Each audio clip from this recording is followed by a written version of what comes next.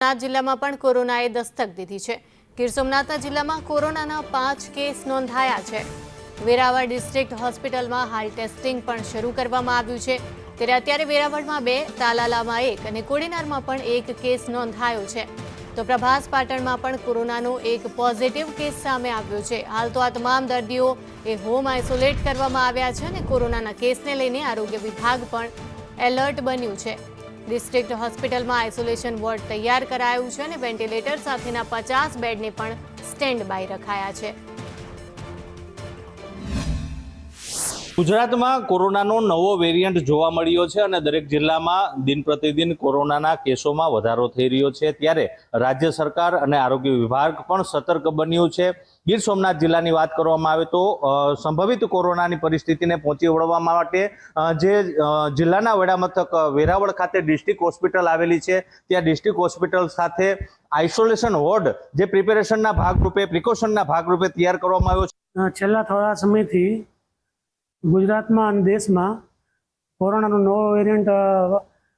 નવો વેરિયન્ટ આવેલો છે કે રોગચાળાની સ્થિતિ ઊભી થાય તેવી સ્થિતિ છે। આવા સંજોગોમાં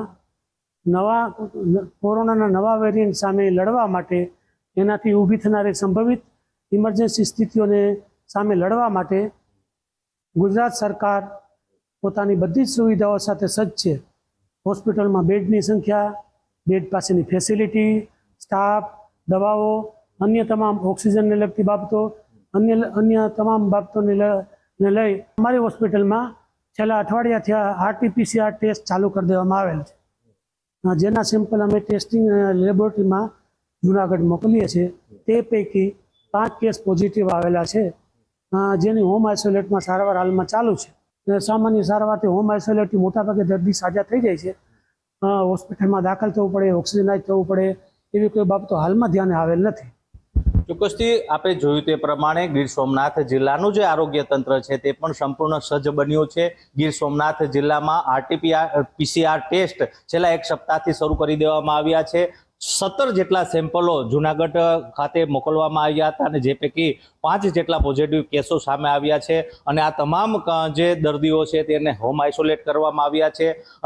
તબીબનું જણાવવાનું છે કે કોઈ પેનિક થવાની જરૂર નથી અથવા કોઈ ગંભીર પ્રકારે જે કોરોનાની અસર હોય તે જોવા મળતી નથી, પરંતુ ગીર સોમનાથ જિલ્લાનું જે આરોગ્ય તંત્ર છે તે સંભવિત કોઈ પણ પરિસ્થિતિને પહોંચી વળવા માટે સજ્જ છે। રાકેશ આહિર, સંદેશ ન્યૂઝ, ગીર સોમનાથ।